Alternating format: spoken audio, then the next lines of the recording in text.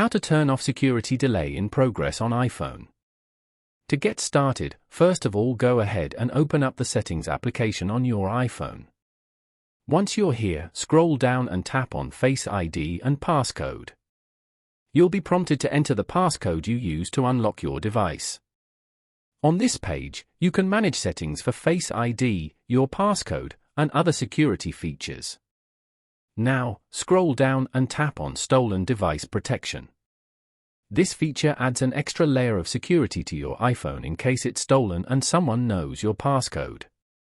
When turned on, it requires Face ID or Touch ID to access certain information. It also adds a security delay when you're away from familiar locations like home. Over here, turn off the Stolen Device Protection switch as shown. By following these steps, you can easily turn off security delay in progress on an iPhone. Thank you for watching.